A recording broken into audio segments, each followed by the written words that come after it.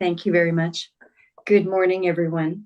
I'd like to call the meeting to order and acknowledge that we're in Treaty 1 territory, the home and traditional lands of the Anishinaabe, Ojibwe, Innu, Cree, and Dakota peoples, and in the national homeland of the Red River Métis.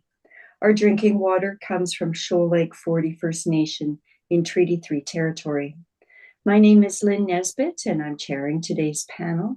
Joining me on the panel are Brent McIntyre and Linda Schultz. Our assessors today are Pradeep Pawar and Svetlana Shabel, and our administrative personnel is Fran Picotto. We will be hearing applications for revision of the business assessment role in accordance with the Municipal Assessment Act and the City of Winnipeg Charter. The matters for which revision is requested have been described in each application, and we will limit discussion to those matters. The statements that are made at this hearing are sworn testimony, and anyone speaking to the matters must be sworn in.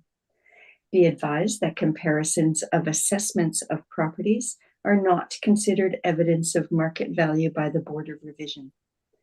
The Board of Revision is appointed annually by Council and is independent of it and the City administration. It makes its decisions on the basis of the evidence provided at this hearing and issues a written order that will be mailed to all parties as soon as possible. Please note that the Board's decisions with respect to an application may be appealed to the Manitoba Municipal Board if the matter pertains to assessed value, or to the Court of King's Bench if the matter pertains to the application of exemptions from taxation. Should you wish to appeal, information on how to do so will be included with the Board's order. With respect to the hearing process, I'll confirm the points of appeal with your property to be addressed with each applicant following the swearing in. We will then have the assessor's testimony followed by questions that the applicant may have, and then the applicant's testimony followed by questions. Each side will have an opportunity to summarize if they wish. Once all of the evidence about an application has been brought forward, the applicant may leave. The process will repeat for each item on the docket today.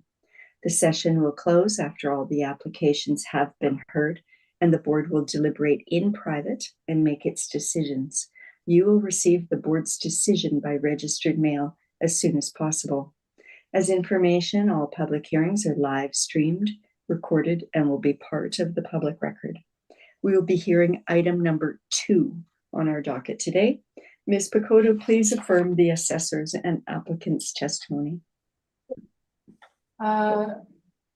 Ms. Pawar, please state your full name. Pradeep Pawar. Do you affirm that the evidence you're about to give at this hearing is the truth, the whole truth, and nothing but the truth? Yes, I do. Thank you. Ms. Shabel, please state your full name. Svetlana Shabel. Do you affirm that the evidence you're about to give at this hearing is the truth, the whole truth, and nothing but the truth? Yes, I do. Okay. Mr. Applicant, please state your full name. Christopher Mason. Do you affirm that the evidence you're about to give at this hearing is the truth, the whole truth, and nothing but the truth? Yes, I do. Thank you. Thank you, and good morning, everyone. So today we are hearing item number 2 on our agenda. This is file number 24-5172, 77 Westbrook Street. And Ms. Pawar, are you the one making the presentation today? Yes. Okay, then if you would like to begin, please do so. Sure. Before beginning the presentation, I would like board to highlight that we submitted the rebuttal. And Okay, thank you. After our presentation, and when the board allows, my co-assessor Svetlana will present the rebuttal. Okay, so we will be hearing the rebuttal evidence following the main evidence presented by you and Mr. Mason. Okay. Yep. Thank you. Thank So you. I'll begin my presentation. So file number 245172.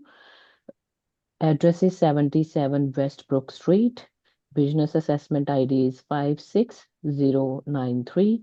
Business name is Richardson Innovation Center. The owners are Richardson International Limited. Total annual rental value is 1,693,380. Total area of all premises is 61,133 square feet.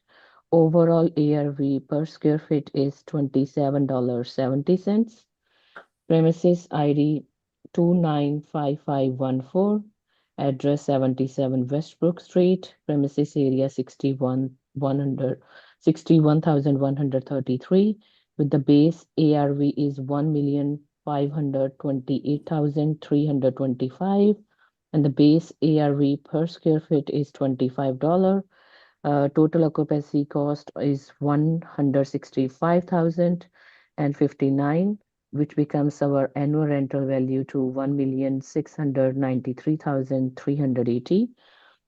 This subject is owner occupied, and we would like board to maintain 2025 ARV of 1,693,380.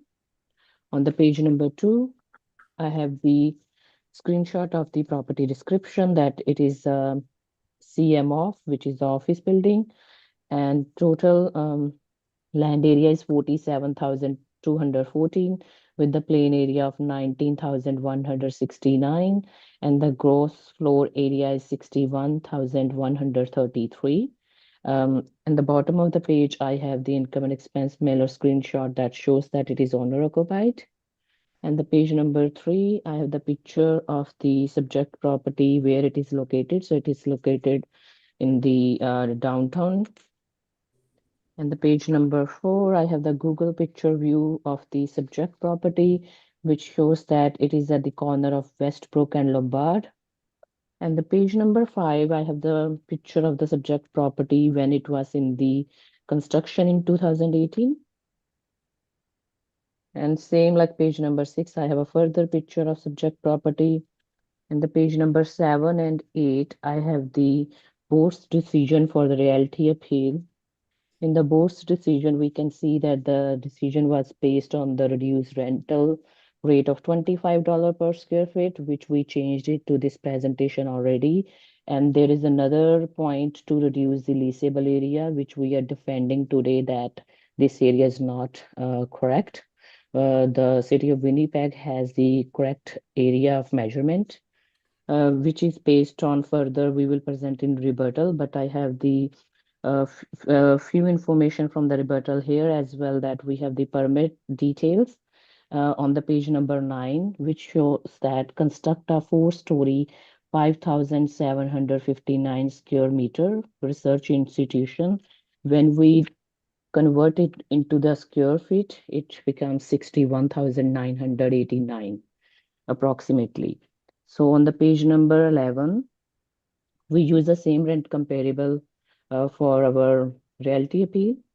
It is a set of 8 comparables with the mean of $25.41 and the median is $24.13. And further to the page number 12 up to the page number 15, I have the pictures of that rent comparables. And the page number 16 and page number 17, we have the Winnipeg Free Press information. On the page number 16, if you read the second paragraph, it also shows that construction on the 4-story 62,000 square feet building on the southeast corner of Westbrook Street and Lombard Avenue. So that is our main point today to discuss as well about the area discrepancy, that city has a correct area of measurement. And that is the end of my presentation. Any questions are welcome. Thank you. Thank you, Ms. Pawar. Mr. Mason, do you have questions for Ms. Pawar? Yes, Pradeep, have you inspected the building? No, I personally did not.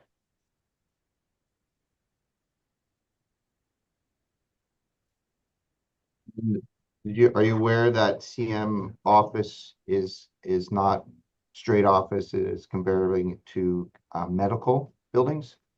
Yes, I am aware about that.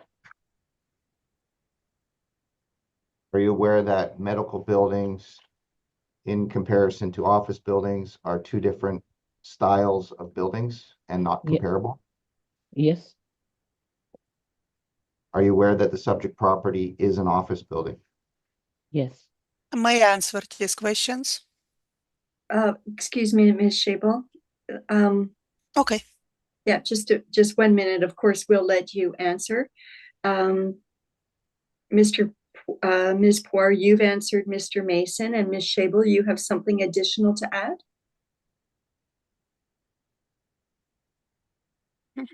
Ms. Shable? Yes. And Okay. for our assessment, it's office, dental, medical building, but we use medical rent, because if you look on page, one second, in our brief, on page 16, we can see first picture. It shows the planned complex will be featured the state-of-the-art technology equipped for research and product development. It's not just office. It's for us, it's medical facility. Thank you for adding that, Ms. Shable. Mr. Mason, further questions?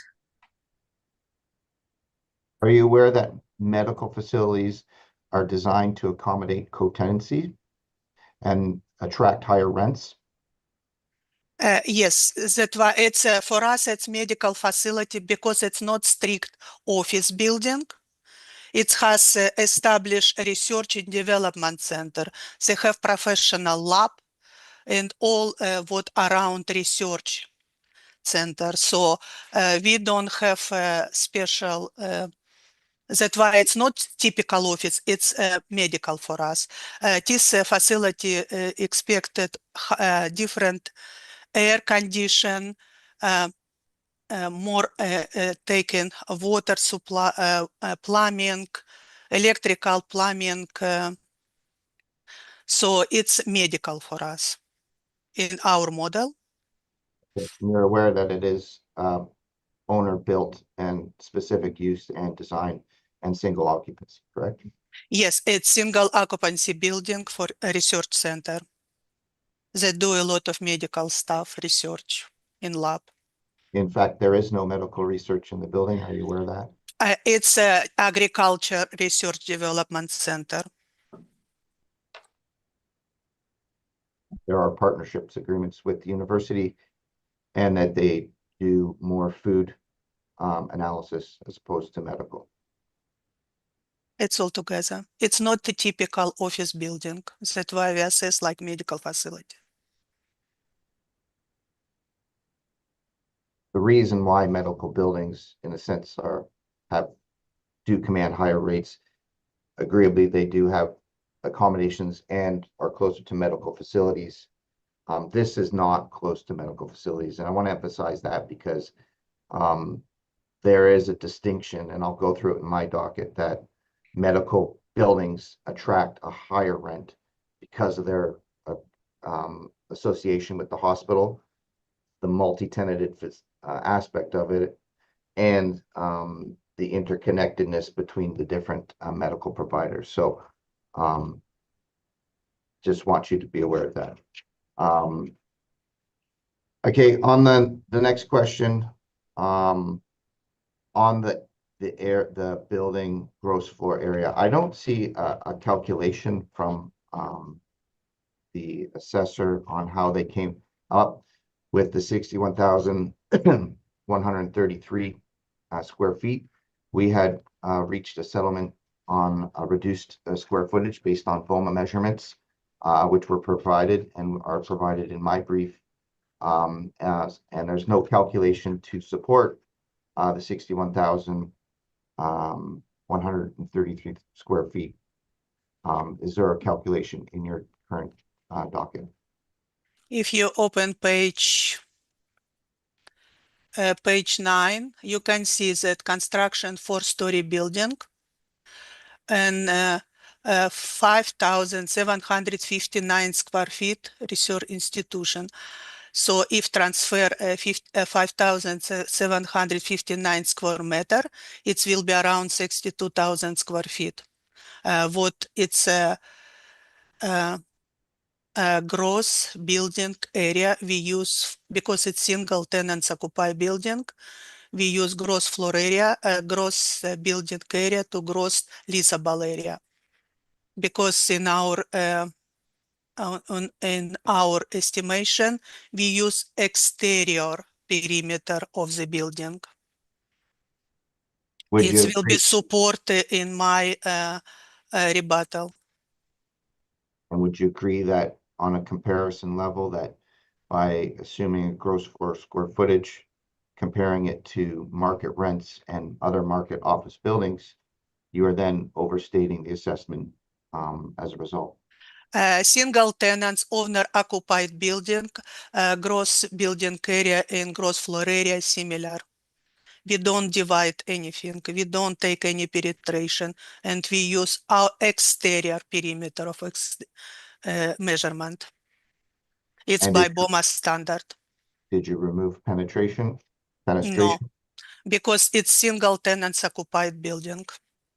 Yeah, but for each floor plate, there's a different floor plate, so you can't. If a building, Ms. Shable, could you please let Mr. Mason finish his question? Thank you. So for each floor plate, there's a different floor plate, which I've accounted for in my docket. You're assuming a floor rent and a floor plate is the same from the first floor all the way up, which is overstating the rent associated with the building.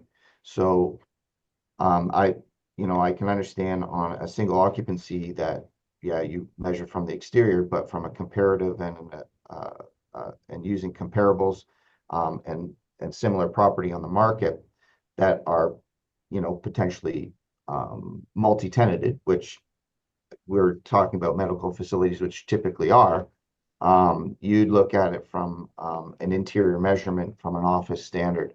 And the BOMA standard suggests that exterior measurements on there, but it is at the discretion of the individual to determine whether you want to use exterior or interior. So I think that from in the market, when you're comparing office to office and majority of office space is interior space, you should be looking at the gross leasable with an interior measurement. I can appreciate what you're saying, but from a value perspective, I think it's only fair in the market that you look at apples to apples and not create separate segments within the market.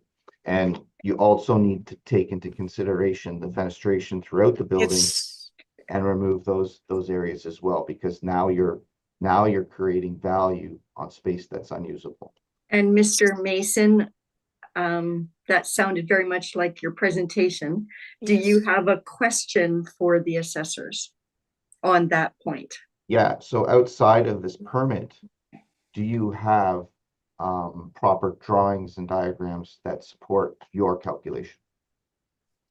Yes, in my rebuttal, I provide a construction plan. Each floor separate, and we use a measurement, exterior measurement for these plans. That's why instead of 62,000 square feet, we estimate 61,133 square feet. Your scenario, when you talk about penetration, vertical penetration, it's for multi-tenants building. All your scenario for multi-tenants building, what we apply in another building where it's multi-tenants. When it's single occupied building gross floor area, period, from exterior estimation. It's BOMA standard as well. And I will be support this in my rebuttal.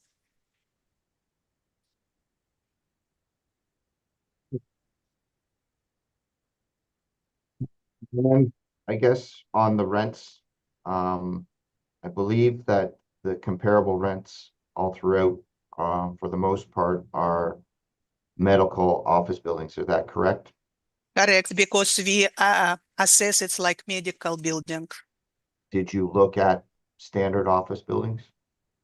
Subject property, not standard building, because it's research development center.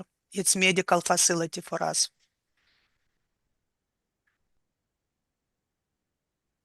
Now, did you consider maybe an element of the building is potentially industrial as opposed to medical, and that a high percentage of the building is office and that maybe an industrial rate is more appropriate?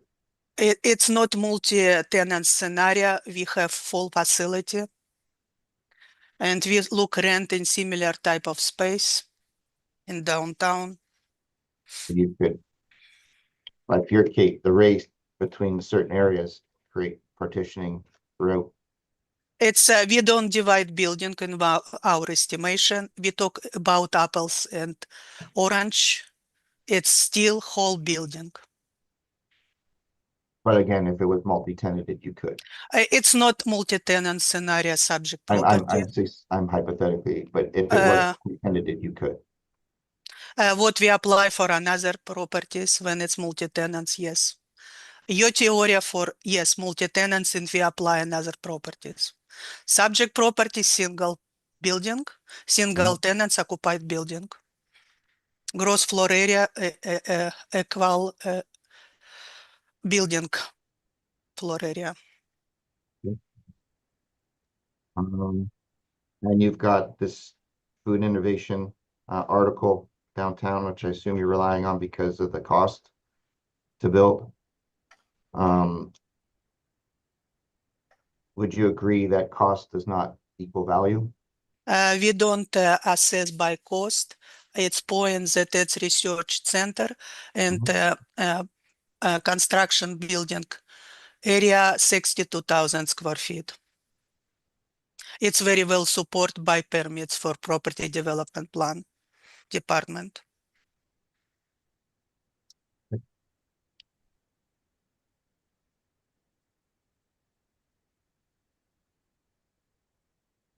That's all I have. Thank you, Mr. Mason. Mr. McIntyre, any questions for the assessors? Just one question. I see you filed the border revision order for this property. Is that correct? Correct? Has that been appealed to the municipal board? It should be appeal. It should be, or it is? I don't know, by the way. It has been appealed, yes. Good. Okay. And my second question is, if you have hypothetically an industrial warehouse with front office space, and this is to the assessors, do you apply the same rate to both the finished office space and the warehouse space? It's not my area of expertise. I'm in office medical facilities. No, but if you had a building that had two different, even though it's the same owner, two different occupancies, really? If two different occupancies, yes. If it's single building, we apply one rent. For example, for our car dealership, it's one rent for whole building. I can answer that. Excuse me, just 1 second, Ms. Shavel. So you have answered Mr. McIntyre. Mr. Mason, yes, please go ahead, and we could probably ask you the same question when it's your turn, but we'll allow you to answer. Yeah, and I can answer that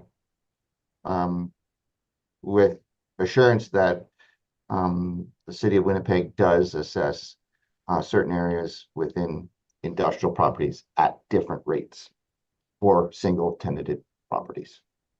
Thank you. Mr. McIntyre? Those are my questions. Thank you. Thank you. Ms. Schultz? No questions at this time. Thank you. Okay, thank you.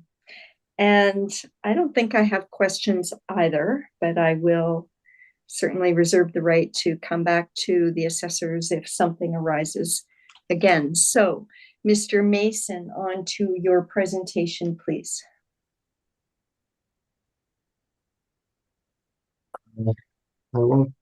I kind of go through the summary here, but I think there are two very distinct issues on the business assessment, and one being the rent applied. There's a base rent of $25 per square foot, and I'm arguing that it should be $18, more in line with a B-class building, which is also slightly better than a B-class rate in the market based on the April 1st, 2023 date. But two, also, actually there's a few arguments. it shouldn't be classified as a medical facility. I can appreciate that there is some lab research going in there. But I don't believe that when you have an 80% occupancy of the building, that is straight office, that it should be in a higher rent because of a small percentage of the building would be a research lab work. And also the square footage, the classification. I mean, the original rent that they applied was a $31 per square foot, comparing it to almost the AA, so the northern, the True North buildings and the Wawanesa buildings, which are two of the newest office building structures in the city of Winnipeg. And to even consider applying a rent that's closer to the high end of a Class A building, when its intention is an office building with some lab work to support their business. I think it's unfair. And then the gross leasable area.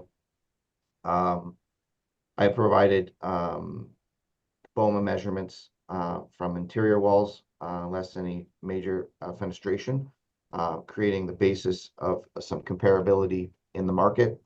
I can also appreciate where you may want to measure from exterior walls.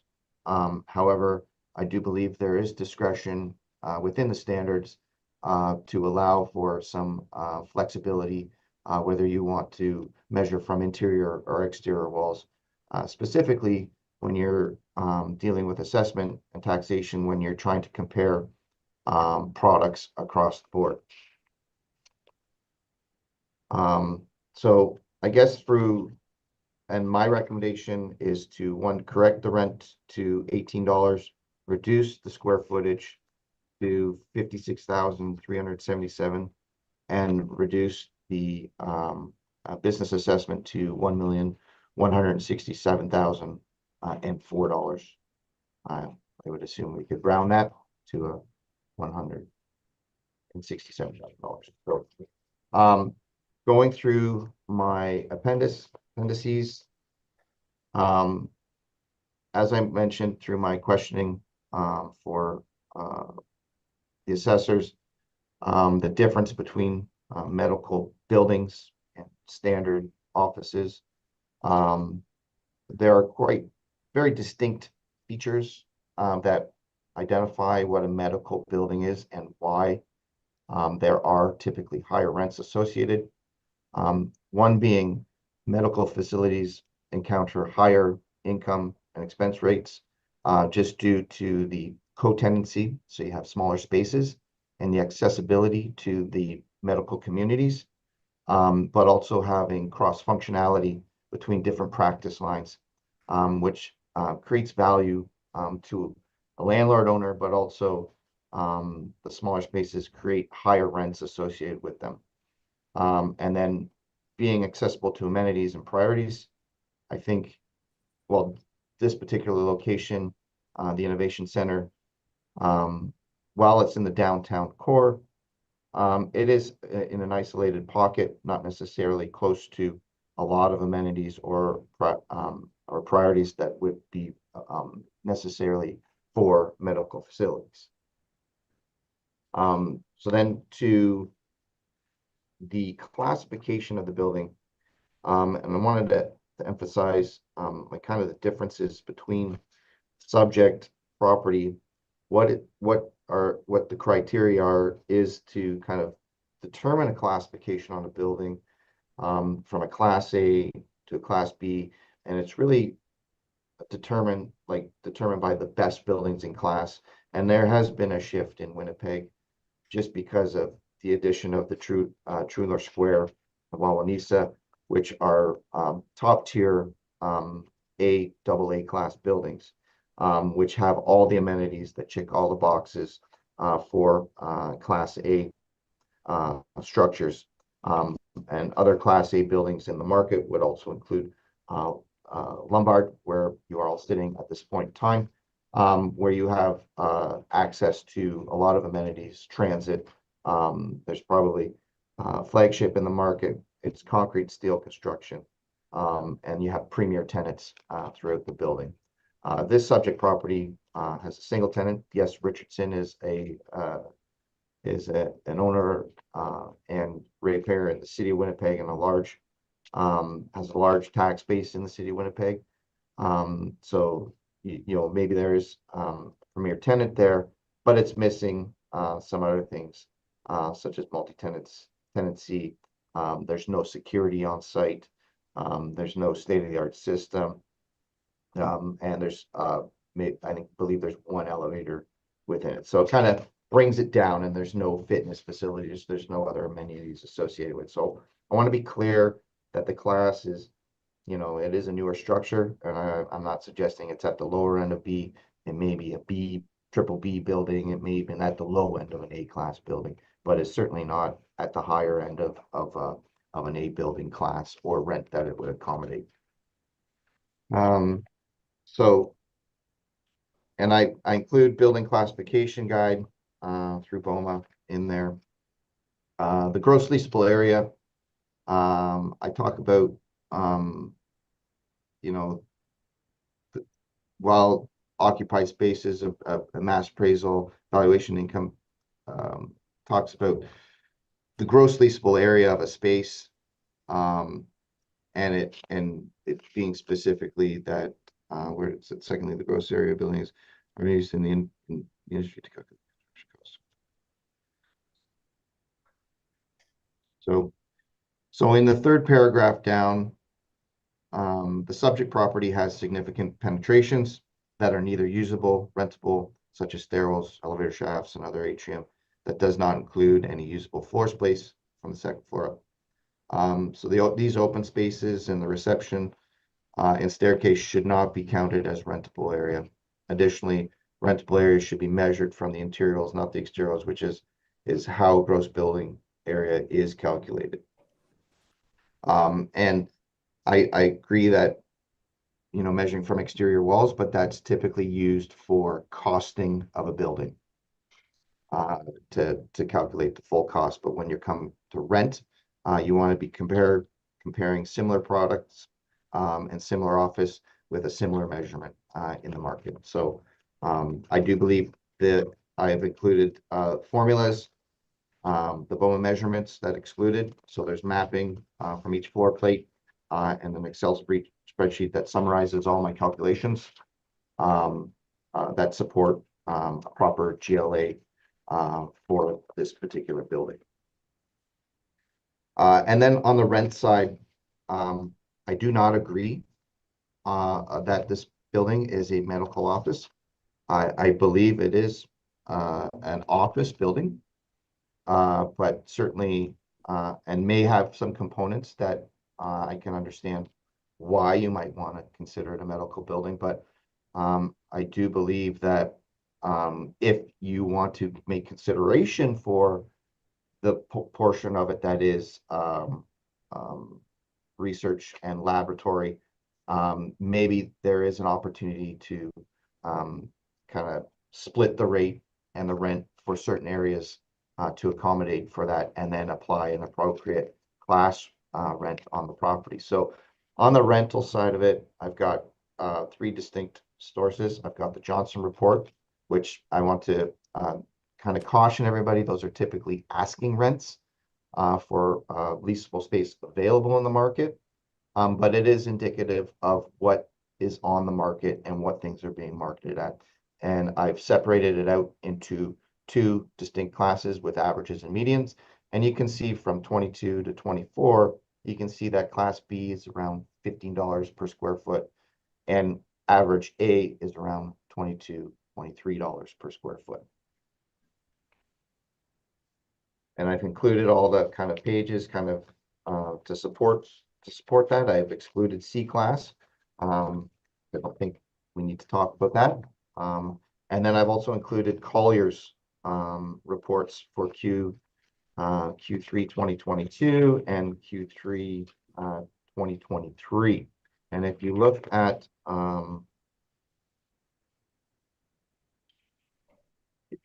the second page, the third page of these reports, you can see two distinct buildings that are at $32 a square foot. Those AA buildings, those are the True North Center and the Wawanisa. And then if you look at what Class A buildings are being assessed at, they are $19.40. And then Class B are again $15.90, which again supports where I was leading with the Johnson report. And then kind of moving down, going across the Q2 2023 Collier's report has a similar kind of layout. So you have the $32, which is AA, the premier of office in Winnipeg, and then you have A, which is $19.54, and then you have B, $15.63. And then CBRE report, I think I included 2 or 3 reports, but similar, and I won't kind of go through them all, but I'll go through the first CBRE report. On the chart there, you've got multiple cities across there, and it has a Class A, average Class A rent in the market is $19.26.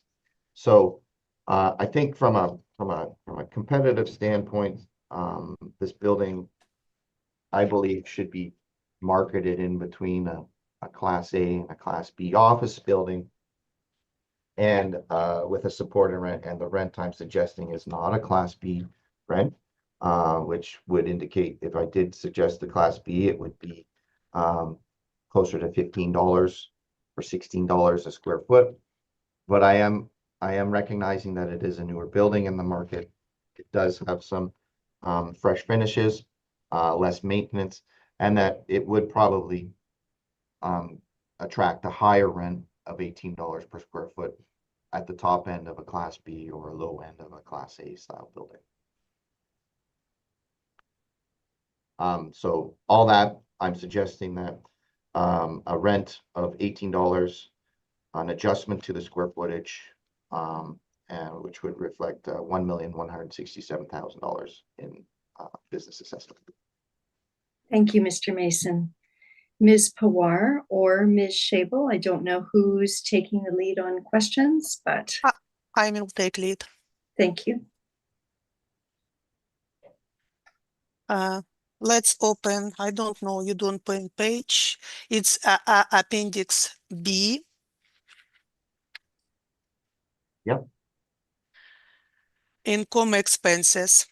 Would you agree the medical office typical lists at higher rents than standard office building?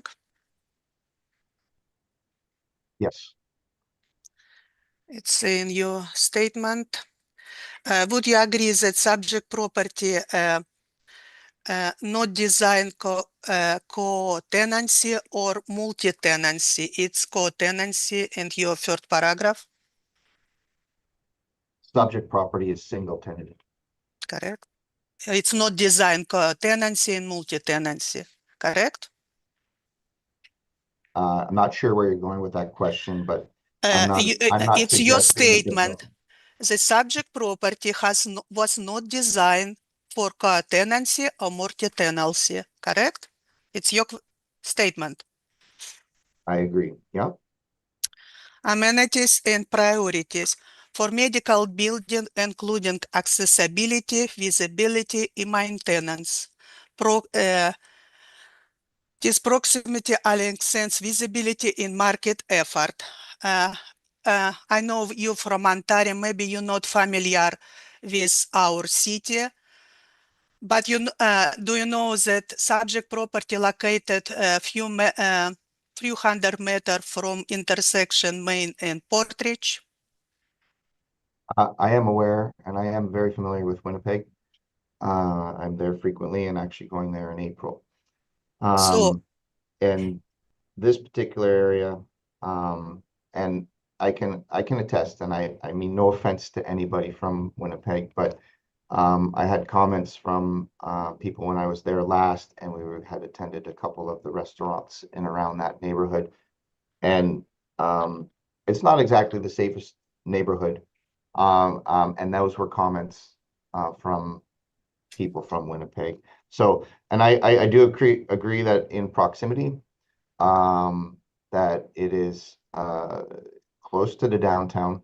However, it is not accessible to the underground path and does not have direct line to transit.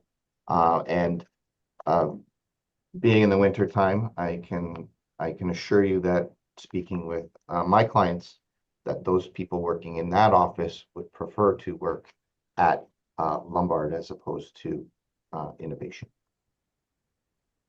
So connectivity and access to certain amenities and priorities, I would say that it's on the low end. In your statement, you would agree for medical building accessibility is crucial in quick access to transit system. Subject property has very quick access to transit system, correct? Sorry, what was the question again? The subject property have quick access to transit system. It's crucial for medical building. Would you agree that we have transportation very well set up You're close downtown? to transportation. I wouldn't say it's exactly quick. So medical office we're going to conclusion. Medical office building are a secure investment due to constant demand for healthcare. These do not apply to standard office building for subject property. The subject property, if you look on our article from Food Innovation and Heart of Downtown, it's a building, the Center of Excellence for Agriculture Industry. We have several buildings in downtown doing agriculture search. Do you know about it?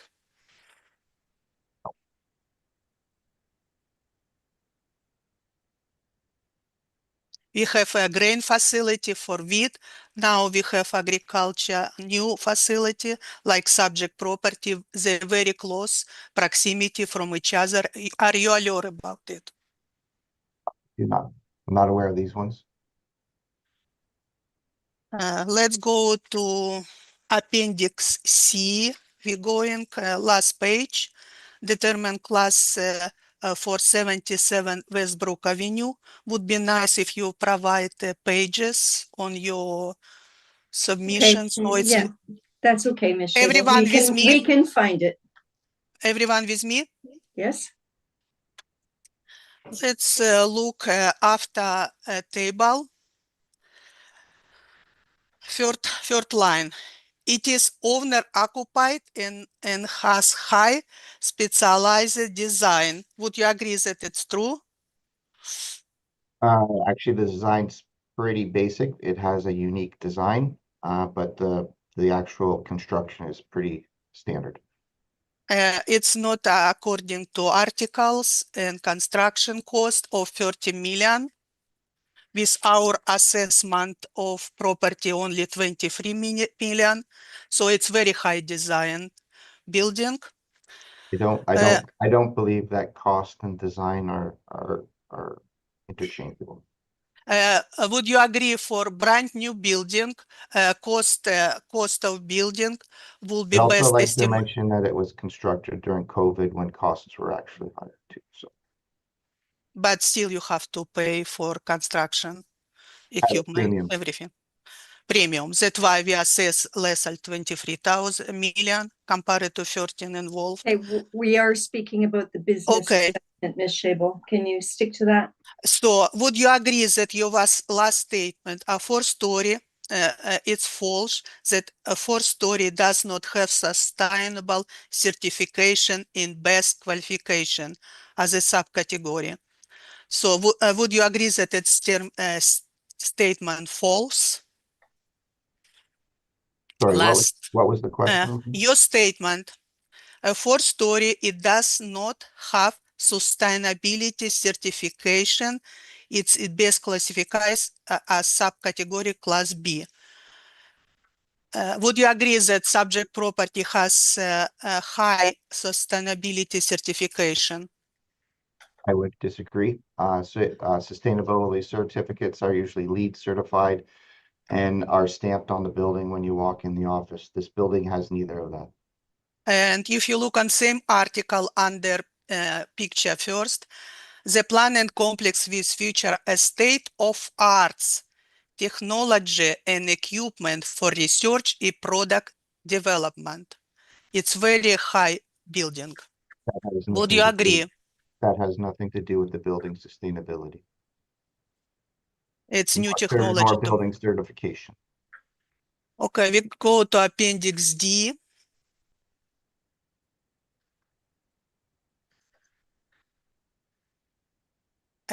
We look in a second paragraph to last sentence. Gross building area is appropriate only if all party agrees. So would you agree that gross building is still appropriate for assessment? No.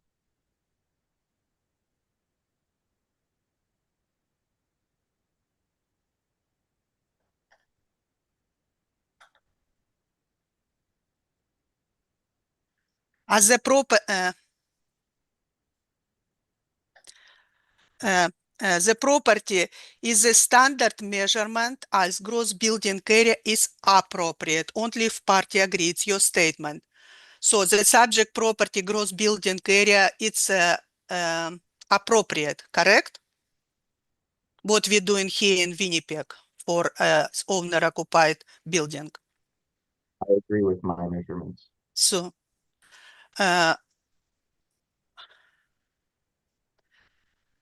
in gross building area, it's a part of measurement for properties. Would you agree? Single properties. I would Single agree occupied. that interior measurements and the measurement of 56,377 square feet is the correct measurement. Would you agree that interior measurement apply only for multi-tenants building, but subject property single tenants? No.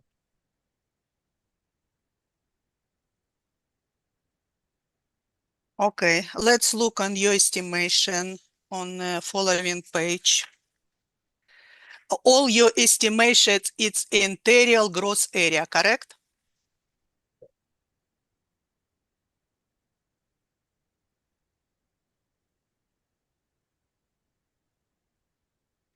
Ms. Shable? Would Go you ahead. agree that your estimation on following page, it's inside building interior gross area? All interior measurements. So we already agree that interior measurements apply only for multi-tenants building, correct? I do not agree. I don't know why you keep asking me the same question in different ways. So just it will be presented in my rebuttal that all this estimation of 56,377 square feet. Okay, Ms. Of- Shable, you said you were going to present that in your rebuttal, Okay. so don't present it now. It's interior, we have this number, but it's for decoration inside building. Yes, we Yeah. have this plan too. He Okay. has already answered that question several times. Let's go to page 57. I don't know. I guess it's Appendix E.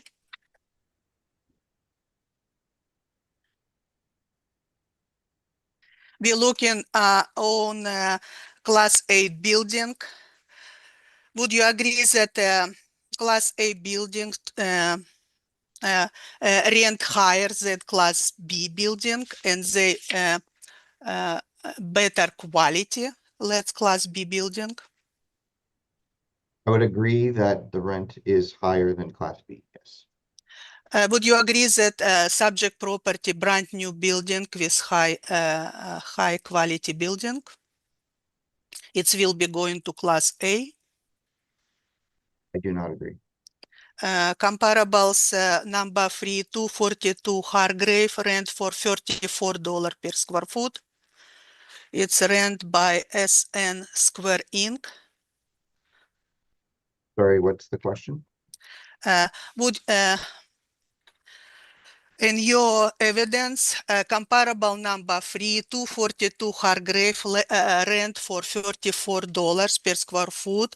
How you analyze and how your analysis came to $18 per square foot?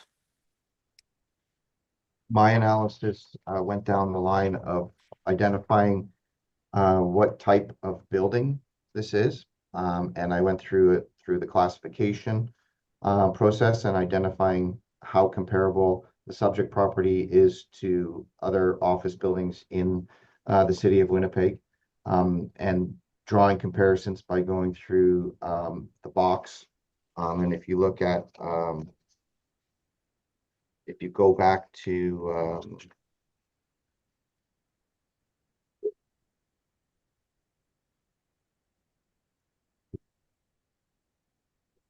if you go back to Appendix C, and the last page, and if you compare what a Class A building would typically have in Winnipeg and comparing Class A or triple Class A, which would typically say yes to most of the criteria. And then I went through the subject property and identified what the subject property has and does not have that would put it in a lower class. And one driving factor on this is that there is no 24/7 security. There is no concierge. There is no access to food courts or lunch places. You know, it's a single occupancy. There's a single elevator. You know, there are no tenant services or accessible to. It's not accessible to the underground walkway. So yeah, I think it's a Class B or closer to a Class B. My argument would say that it's probably closer to a Class B than it is a Class A. The reason I chose like $18 a rent was to kind of split the difference of a low end of A and a high end of B, and to recognize that it is a new office building, and accommodating that with a higher rent. No further questions. Thank you, Ms. Shable. Ms. Pawar, do you have any additional questions? No, I'm okay. Thank you. Thank you. Ms. Schultz, do you have questions for Mr. Mason? No questions at this time, thank you. Thank you. Mr. McIntyre. I have one question. We've heard the reference to medical facility, but in fact, they don't treat human beings here, do they? Oh, So this, as far as a medical facility is concerned, is not unlike the properties out on the University of Manitoba campus, where they do food research and animal research. they do research and they do food and seed and oil research. Yes. And that's the only function going on in this particular building? Correct. Okay, thank you. That was my only question. Thank you, Mr. McIntyre. Sorry, and Mr. McIntyre, it's the research, but also office and administration stuff. So those are the two functions. Okay, thank you. Just following up on that, Mr. Mason, in your estimation, I realize it's maybe you can do this on a square foot basis, maybe not quickly. What percentage of this property is used for your research and lab work? Like can you do that on a square foot basis? Just, or generally? Give me 2 seconds. Yes.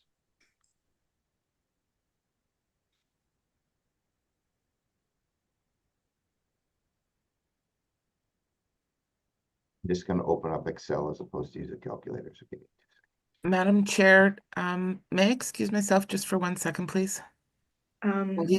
While he's calculating that out, Okay, please. how about we take then a 5-minute I recess? don't even need 5. Yeah, just. Well, you're going to be Okay. absent from the hearing in case he answers, so Okay, we okay. do need I can to. wait. That's okay. I can wait till he calculates it, and then we can, if I Thank can you. go after that. Thank you.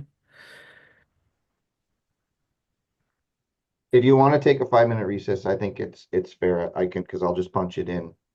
Are you sure? Okay. Yeah. I All right, appreciate that. Thank then you. let's recess for only 5 minutes, okay? Yep. Thank you. I'd like to call our meeting back to order.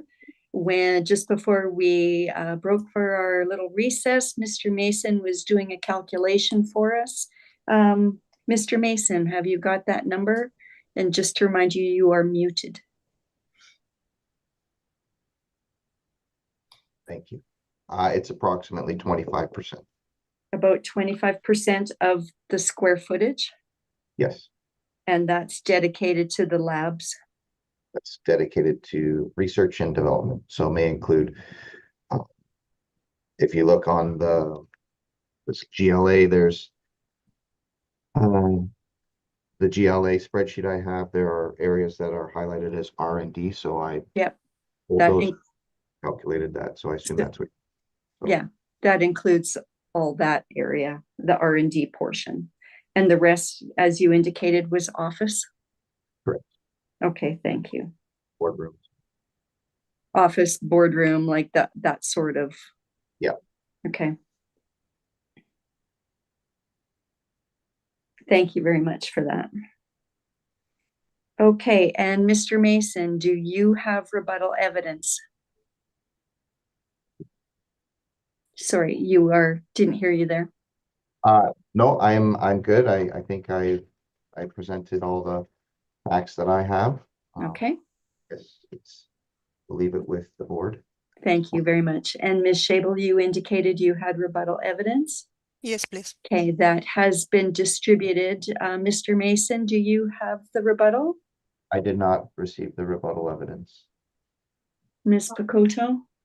I emailed it about 20 minutes ago, I believe. Did you receive that email?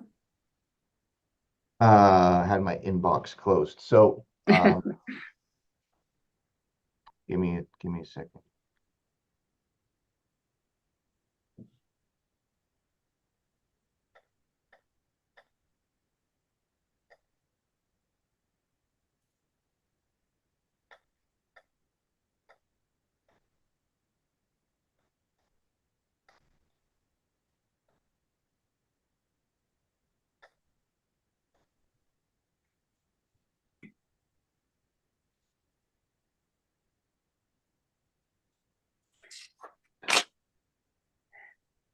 So I have the evidence. I haven't had a Okay. chance to look through it. So I No, guess- neither have we, but Ms. Shable I'm assuming Ms. Shable will take us through it.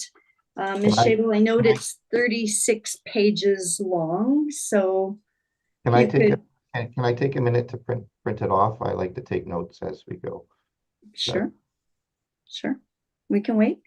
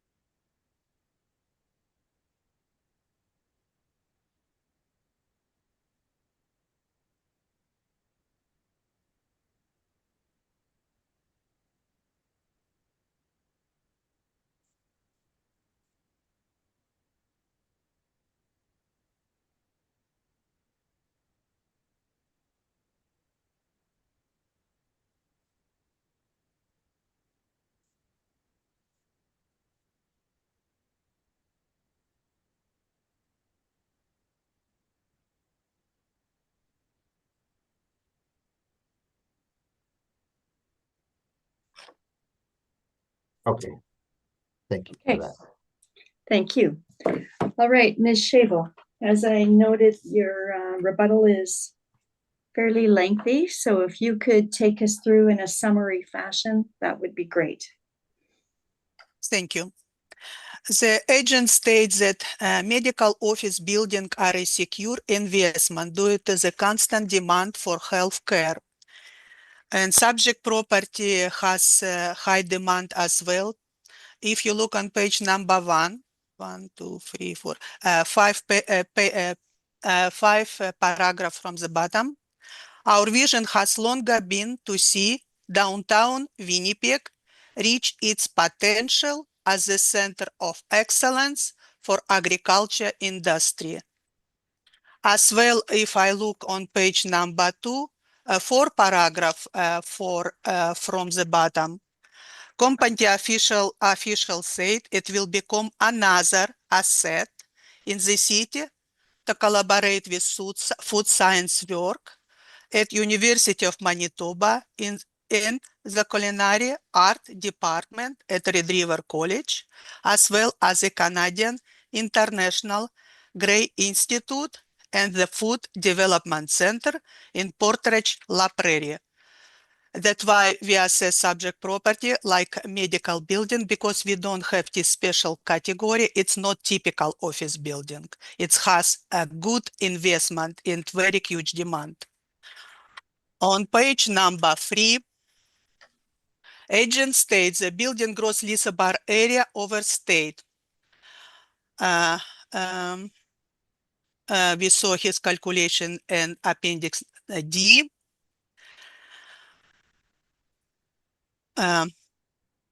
Winnipeg assessment in quoting 61,133 square feet. However, the BEMAR 2017 standard for measuring office include all measurements from its interior wall and measure vertical penetration from the second floor, including stairwell, elevator, shift, anterium. So gross leasable areas result for 56,377 feet.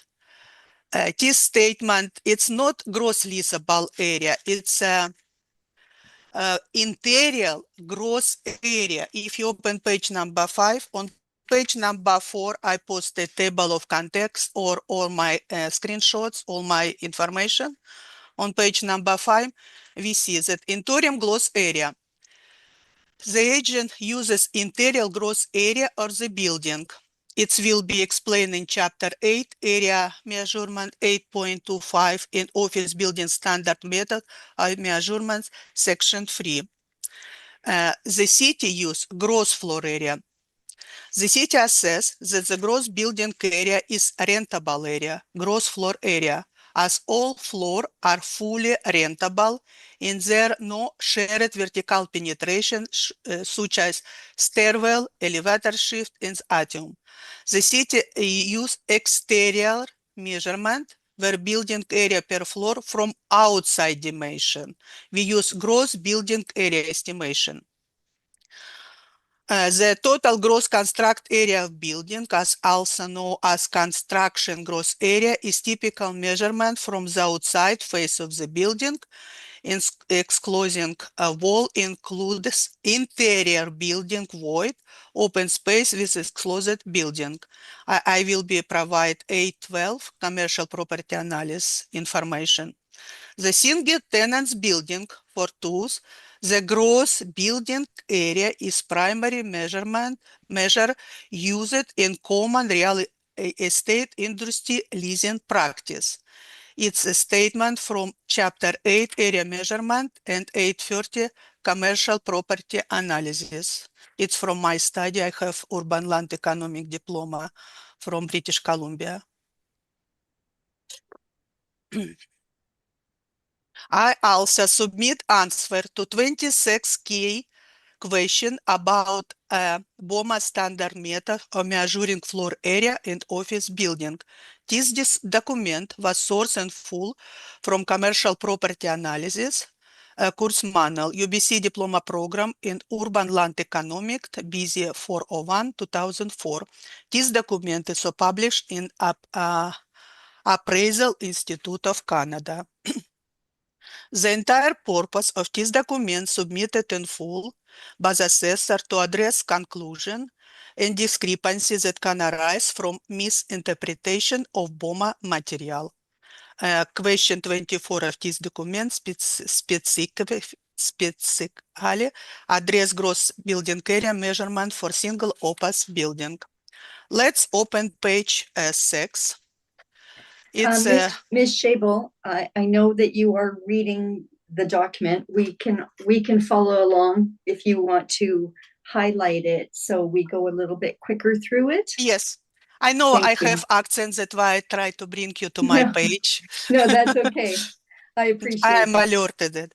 So on chapter A, area measurement 8 and 5, I just highlight exterior measurement, building area per floor from outside dimension. It's gross building area estimation, how a city assess building, single tenants building. On page number 7, measurement from chapter area measurement 812, gross building area, the total gross constructed area of the building, also known as construction gross area, is typically measured for the outside face of the building, excluding wall, include interior building, void open space with exclosed building. On page number 8, it's a statement from same area measurement. Single tenants building for tools, the gross building area is primarily measured used in common real estate industry leading practice. How we assess this type of property. On page number 9, I have same chapter measurement page 823. We're looking for BOMA 2010, new concept in terminology. Gross building area was named in BOMA 1996. In BOMA 910, it's gross exterior area. Classifieds measure it from exterior, outside. That's why our assessment around 62,000 square feet. On page number 10, I posted second page. When building multi tenants, we start to measure our interior and start to remove all penetration to came across interior gross area. What our agent tried to convince us we have to assess property, but we have another standard compared to Ontario. On page 11, also showed occupant area in BOMA 2010, measuring life for interior gross area. It's already for everything what coming with interior gross area for multi-tenants building. So it's not applied to our subject property. On page 12, building gross area, more explanation how to estimate gross area is gross building area and sometimes construction area in industry. That's why we provide permits of construction area. So on page 12, 13, everything about gross area. On page 15, we came for office standard method of measurement for office building. On page 16, it's instruction for this standard. Showed that answer to 26 key questions about the BOMA standard method of measuring floor area in office building, published separately as comparison to the 1996 standard. I did provide this key. Have been incorporate in the standard along with numerous other enhancements, such as full priority diagram, extended coverage of measuring issue to facilitate clear and more consistent application to the standard, what we apply for subject property. On page 17, highlights the standard is not designed for application and measuring office buildings that are leased on the basis other the rentable area as defined here, but in some single tenants building in which gross area is used for leasing area, what I try to bring across. On page 18, we looking in agent, the determination the interior gross area of the building in all of its floor by establishing the interior gross area boundary using Charter 1. This method applied for multi-tenants building, period. Now we came across to this 36 answer to 36 question about the BOMA standard method of measuring floor area. I posted everything, but we go in specific for question 24. It will be on page 24. We can see, is gross building area an appropriate way to measure a single of occupied building? The standard is systematical method measuring office building and also be used in its entirety for each building. Its purpose is to provide a common agreed upon basis for comparing lease area, building efficiency, operating costs, and other relevant data. For example, gross building area is used with industry primary for determining cost construction of building value. Usable area is often used to determine cleaning costs and space efficiency. Single occupant buildings will often need to be compared to multi-occupant building. In this case, building rentable area is recommended measuring to use. Gross building area will be an appropriate method determined lease rate only if practice agree. For city of Winnipeg, its rules, single occupied building, gross building area. Each part of standard has its own use and need to be applied regardless of the number of occupants. Also, I would like you to look on question 23, because agent tried to separate each floor. To example, one single tenant's floor, are the elevator, lobby, restroom considered usable area?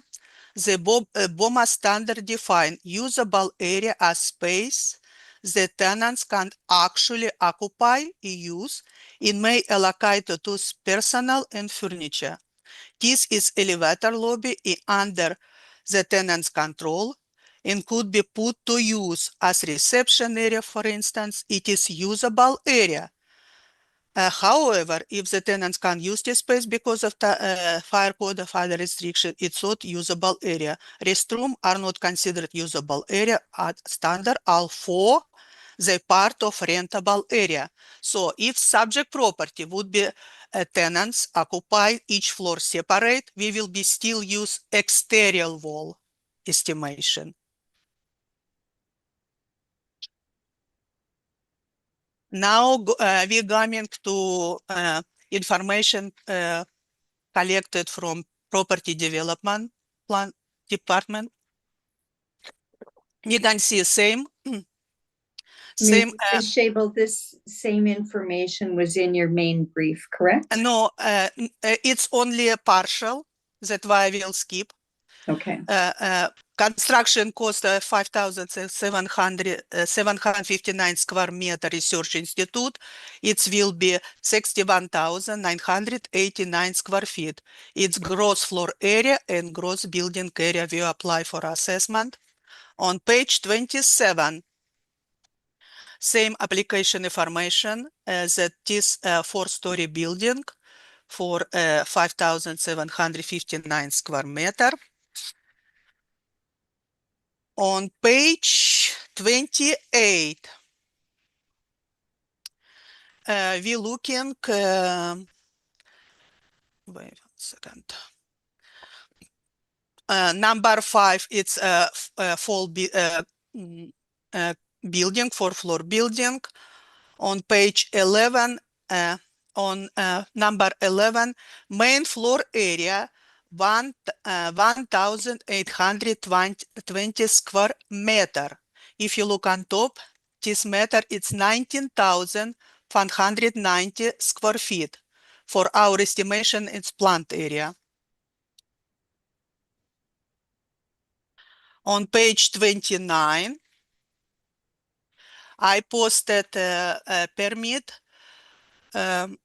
for occupancy 3rd and 4th floor. Let's look at measurement of 3rd and 4th floor. On page 30, we're looking on building information, tenants area. Tenants floor, they showed building floor area, 1,077 square feet for 1 floor divided by 2 floor at 2,154 square meter. Why different between 10 areas and build areas? Office space is 937 square meter per floor as per Battle Code report, while entire floor area, including the code-based building washroom, is 1,077 square feet per floor. It's account for 11,593 square feet for 3rd and 4th floor.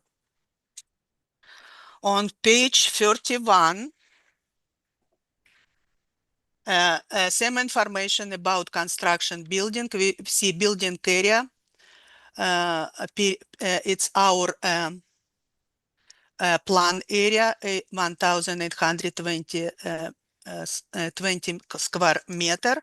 But I want to bring to your attention that we have 4 floor, but last G showed that we don't have basement. We have crawl space. It's sprinkling throughout.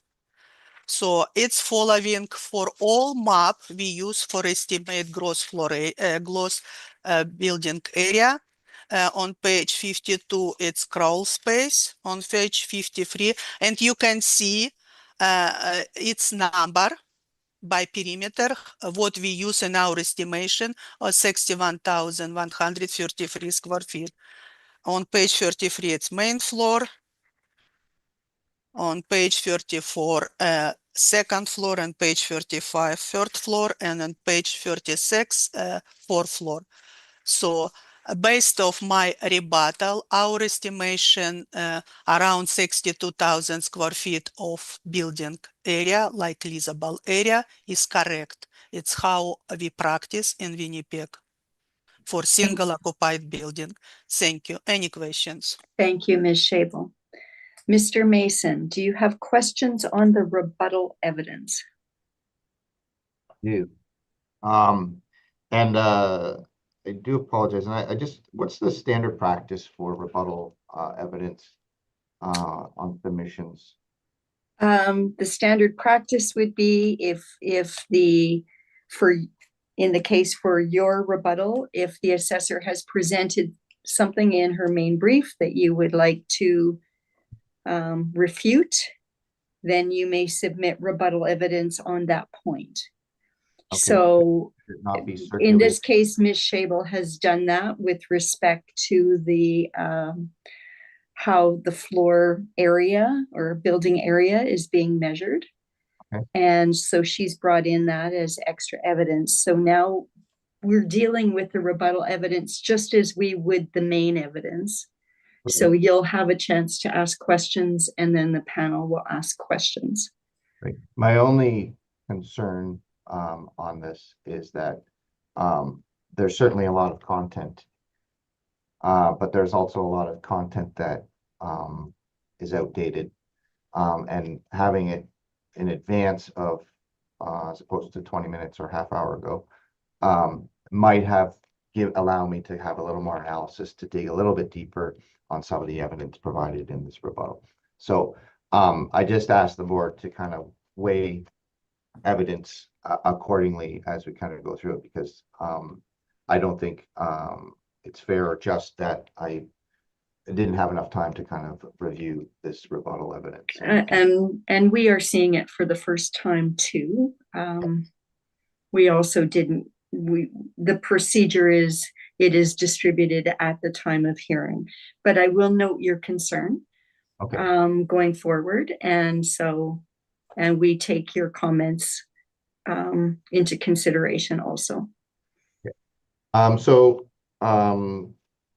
Thanks, Ms. Scheible, for the evidence. So I guess one of the questions I wanted to ask and kind of highlighted is that you are referring to 2010, 2017.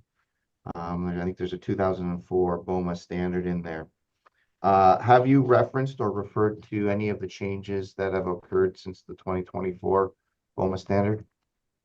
I presented what I have in my right now. It's what in my rebuttal. It's our practice, how we assess property. Yeah, and the practice is that if parties agree on the standard, that you will abide by it, right? So if parties don't agree, there may be a difference in opinion on how things are calculated. No, it's not just for a single occupied building, we use gross building area, like leasable area. It's what we do in model. But through your evidence, you say that if parties agree. It's a study, but it's our practice, how we do model. It's a standard to have parties agree, correct? It's our model. It's your model, so your model isn't necessarily always correct. Our records up to date. If you prove something crucial, we will update our records. But for now, all my rebuttal shows that our estimation correct. It's building floor area, gross building area. And we don't chop this building. And we estimate each floor one by one to put together this number by using this floor map. And the reference points where you reference chapters, what document is that from? It's if you open page 5, it's from UBC Diploma Program Urban Land Economic course 401, Commercial Property Analysis. It's from my study. And also when we saw standard on page number 16, it's a 2010 office building standard method of measurement. They refer for specific T36 question about BOMA standard method of measurement. What we follow up. What standard does the city of Winnipeg use? It's 2010, 2017, 2020, 24? on my page 17, 15, 16, it's 2010, I guess. Office building standard method of measurement. Yes, or you know? Because if you open The only reason I'm asking is 2010 is 15 years ago. Standards have adapted and changed over time.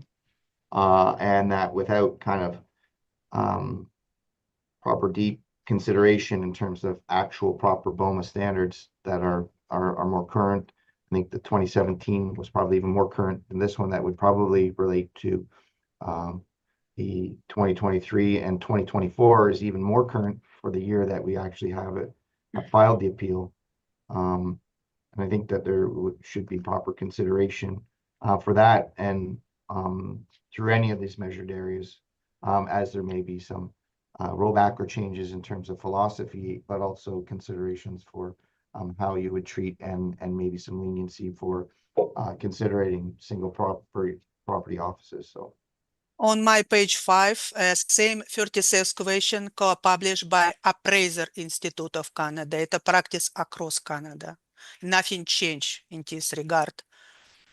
Gross floor area building. that's a 2004 though. That's But it's still a current document we follow. All your estimation about multi-tenants building, what we following as well. But this subject property single occupy, owner my occupied question is, building. you're not using current standards, correct? We use current standard for multi-tenants building. Yes, we apply But you're not referencing them in your rebuttal. because it's single owner occupied building. It's rebuttal for subject property, not whole assessment across the city. Correct. But what I'm saying is that if you're representing the city and you're representing the city as an individual, wouldn't you reference the most recent material? You saw my recent material about your estimation. Interior gross area, Mhm. publish it in same standard. It's for multi-tenants building. If it would be multi-tenants building, it will be another rebuttal, completely different information. I mean, what I'm It just support what I'm- our statement. Okay, I- my- okay, appreciate it. okay. I think we're sort of going back and forth on the same point. Yeah. Mr. Mason, your comment is noted. And Ms. Shable, you have answered. So can we move on, please? I have nothing further. Thank you. Mr. McIntyre, do you have questions on the rebuttal? Just one question for Mr. Mason. If there's a new standard for BOMA in 2024, that's post-reference and not really relevant? Correct. However, there is in this rebuttal, it's referenced the 96 BOMA standard and a 2010 standard. There's a even more modern standard of 2017. Okay, thank you. Ms. Schultz? Just one question. So, sorry, there is a more recent one than the 2010, but before 2024 on the BOMA? Yes. Okay, so, Ms. Assessor, then should we be not using the 20, is it 2017 that there is one? My point from my study on page number 5, just to look and answer to 26 key questions, showed that our assessment is right. And this question 36 key point applied by Appraisal Institute of Canada. We don't need extra information outside this information. It's standard across the Canada for single occupied building. Okay, no further questions. Thank you. And Ms. Shable, just following up on that point, did the 2017 standard change in any way how single tenant offices are measured? No, So it is, your contention is it is the same. yes. Okay. All right, thank you very much. Ms. Shable, would you like to do a summation on this property before we Yes. conclude? Yes, please. Our job today to analyze and estimate business assessment value. We both relied on same comparables, to example, on Highgrove, Main Street, and they showed that average rent $25 per square foot, what we supply for our assessment.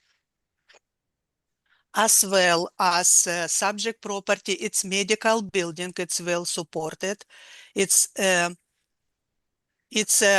connection with another research facility like University of Manitoba, Red River College, Canada International Grain Institute and Ford Development Center in Portage La Prairie. That's why it's not typical office B building. It's research facility. It's like medical. We don't have another description because it should be rent higher than typical office building. That's why we apply a medical facility. The subject property construction and gross leasable area around 62,000 square feet. That was measured by exterior perimeter for each floor. It's up to date, it's correct. So based off evidence presented in our brief, the subject, I don't see, 1 second. The subject value, business value of subject lease, subject is the 1,693,380 $. Its annual rental value should be confirmed with total area of all premises, 61,133 square feet. Thank you. Thank you, Ms. Shable. Mr. Mason, would you like to make a summary statement? Sure. I would say that, yes, it's not your typical office building. I think both sides have kind of emphasized that. There is some element of research and development in it. However, it is primarily an office building and does have some associative elements with the university. But I don't think that the rent in question is appropriate for the subject property in the market that it sits. I think it's more indicative of an $18 per square foot. And the gross leasable area or the interior gross area that I had presented. I think when you're comparing assessments and similar property on a value perspective, I think the measurements I provided are fair and just, and that the appropriate recommended value is the $1,167,000 business assessment. Thank you, Mr. Mason. Okay, with that, we've heard all the evidence with respect to this item, and this hearing is now adjourned. Thank you very much, Mr. Mason, Ms. Shable, and Ms. Pawar for your presentations today. Thank you very much. Have a Thank great you. day. Thank you, everybody. Thank you. Thank you. Bye.